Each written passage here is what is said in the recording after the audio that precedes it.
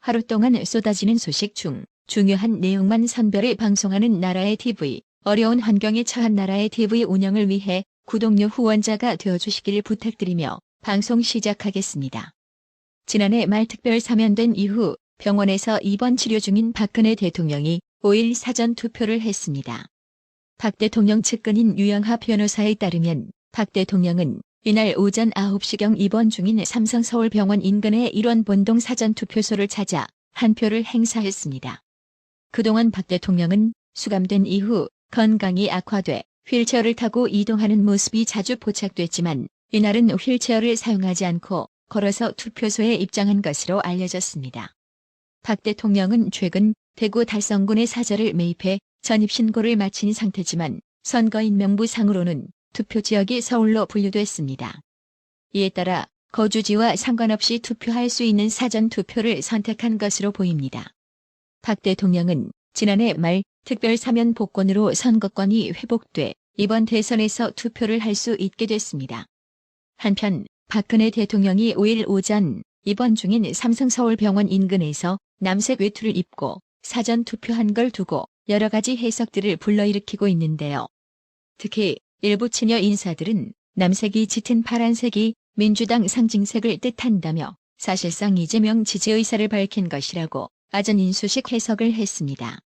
경기관광공사 사장으로 내정됐다가 논란이 되자 자진 사퇴한 맛칼럼니스트 황교익 씨는 이날 자신의 페이스북을 통해 박근혜가 남색 외투를 입고 사전투표를 했다는 증언이 언론에 등장했다.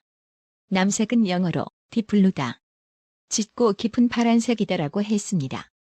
평소 이재명 후보를 공개 지지해온 여론조사 업체 윈지코리아 박시영 대표도 박근혜 남색 옷 입고 투표, 홍준표 파란 마스크 쓰고 투표, 속마음을 드러낸 것일까라고 했습니다.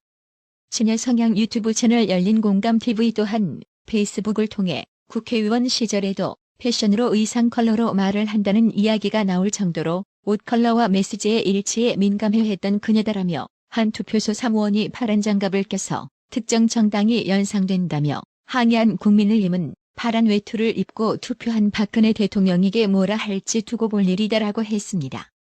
하지만 박근혜 대통령의 측근인 유영하 변호사는 남색 외투를 입은 특별한 이유가 있느냐는 조선닷컴 질문에 원래 검찰 출두 때부터 입으신 옷이라고 답했습니다. 특별한 이유는 없다는 것입니다. 향후 박 대통령이 대선과 관련한 메시지를 낼 가능성이 있느냐는 질문에는 정해진 게 없다라고 답했습니다. 윤석열 후보와 단일화를 이룬 안철수 국민의당 대표 역시 5일 사전투표를 마쳤습니다. 안철수 대표는 이날 오후부터 경기도 이천 지역에서 윤석열 후보 지원 유세에도 나섰습니다. 윤석열 후보 유세 연단에 오른 안철수 대표는 윤석열을 서너 차례 연호하며 지지를 독려했습니다. 윤석열! 윤석열! 윤석열! 윤석열! 윤석열! 여기 계신 이천 시민 여러분들이 기호 2번 윤석열 후보 뽑아주신다면 반드시 정권 교체 그리고 더 좋은 대한민국 만들기 위해서 정말 본신의 힘 바치겠습니다. 보답하겠습니다. 구독자님, 이번 소식은 화면으로 보셔야 합니다. 송영길 기자회견에서 기자가 딱 한 명이 참석해 송영길이 망연자실해하는 표정이 압권입니다. 아마 자신도 이 정도로 가라앉을 줄은 몰랐나 봅니다. 근데 여기에 참석한 기자 한 명은 어느 언론사 소속일까요? 북괴가 지난달 27일 탄도미사일을 발사한 지 6일 만에 또 탄도미사일을 발사했습니다. 5일 합동참모본부에 따르면 우리 군은 이날 오전 8시 48분경 북한 평양시 순안 일대에서 동해상으로 발사된 탄도미사일 한 발을 포착했습니다. 합참은 이번에 발사한 탄도미사일의 비행거리는 약 270km, 고도는 약 560km로 탐지하였으며 세부 재원은 한미 정보당국이 정밀 분석 중이라고 밝혔습니다. 근데 말입니다. 문재인 임기 동안 내내 북괴 미사일 도발에 대해 제대로 비판 목소리를 내지 않았던 청와대가 5일 북괴 미사일 발사에 대해서는 대선 일정을 거론하며 규탄한다고 했습니다. 그리고 북괴 미사일 도발에도 불구하고 북괴 퍼주기 소리만 늘어놓았던 통일부 역시 별도 입장문을 통해 북한의 연이은 탄도미사일 발사를 규탄한다고 했습니다. 갑자기 왜 이러는 걸까요? 우크라이나 사태로 인해 대한민국 국민의 안보관이 강력한 안보를 지지하는 걸 직감했기 때문일 겁니다. 순간의 태세 전환은 결코 본심이 아니죠. 대선 유불리에 따라 잠시 태도를 바꾼 것일 뿐입니다. 종북 좌파들은 잔악계나 요주의 인물들이고 경계 대상입니다. 해당 소식에 네티즌들 역시 또 쇼안에 진심이 아니라는 거 다 알아. 죄인아 학교 갈 준비해야지라고 비꼬며 이제 와서 규탄? 문재인이 불법 선거 개입하는 거 아닌가라고 의혹을 제기했습니다. 이재명이가 5일 새벽 비공개로 경북 울진과 강원 삼척 산불 현장을 찾아 이재민을 위로했습니다. 민주당에 따르면 현장을 찾은 시간은 새벽 4시 남짓한때였습니다. 이를 두고 일부 네티즌들 사이에서 세심하지 못한 행보라는 지적이 나오고 있습니다. 민주당 선거대책위원회에 따르면 이재명이는 이날 오전 4시 18분쯤 울진 국민체육센터 1대피소를 방문해 이재민들의 고충을 들었습니다.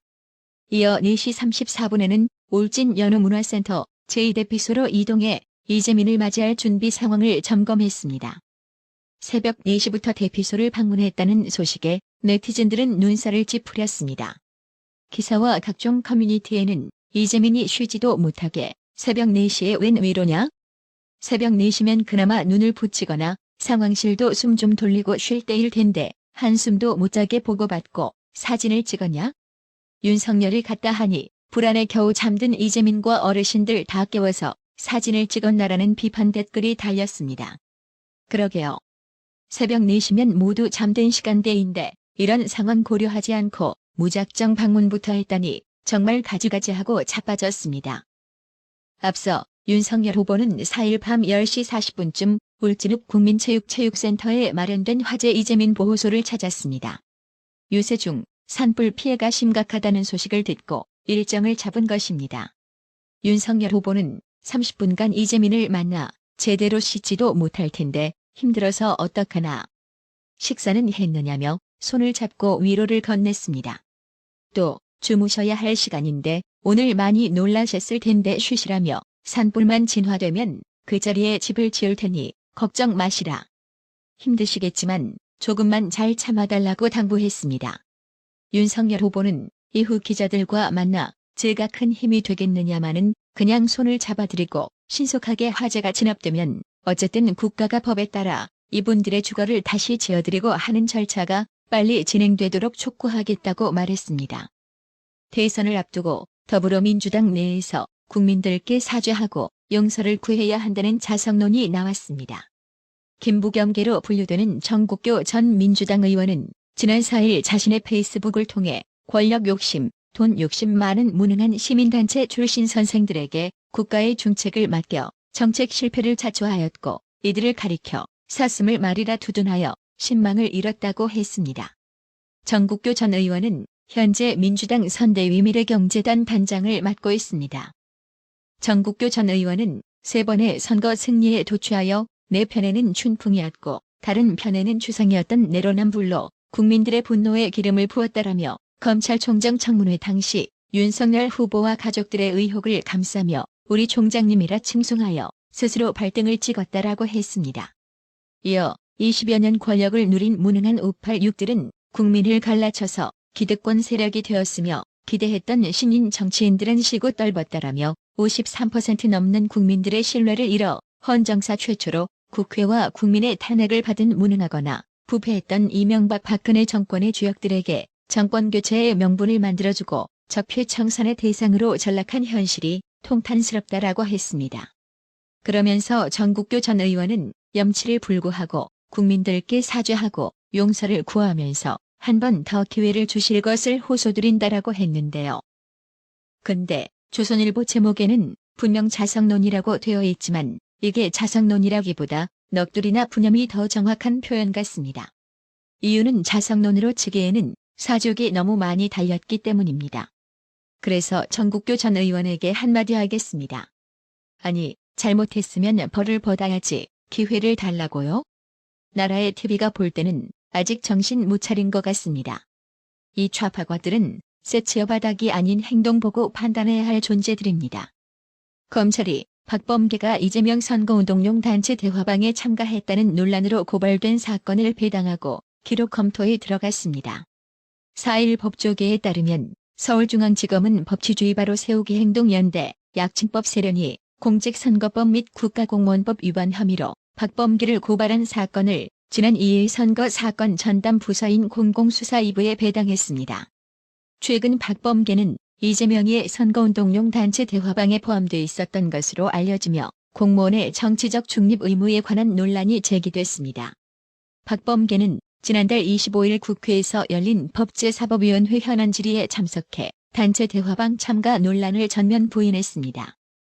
박범계의 부인에도 법사련은 고도의 정치, 선거 중립을 요구받는 박범계 장관이 특정 대선 후보 선거운동 단체에 가입돼 있다는 사실에 경악을 금할 수 없다며 선거 공정성을 심각하게 훼손하는 반민주 폭거라고 주장했습니다.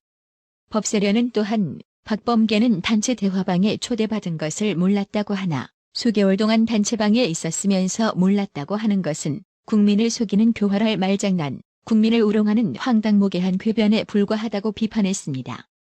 그러면서 박범계는 단체방에서 아무것도 하지 않았다고 하나 거짓말일 가능성이 농후하고 법무장관 신분으로 선거운동 단체에 존재하는 자체로 불법 선거운동에 해당한다고 볼 수 있다며 이는 명백히 공직선거법 및 국가공무원법을 위반한 것이라고 했습니다. 나라의 TV는 구독료 후원으로만 운영 유지되고 있으니 구독자님들의 따뜻한 정성이 필요합니다. 항상 뉴스 전달 방식에 노력하는 나라의 TV가 되겠습니다. 구독 그리고 알람 설정, 뉴스 영상 내용이 좋았다면 좋아요를 클릭해주세요.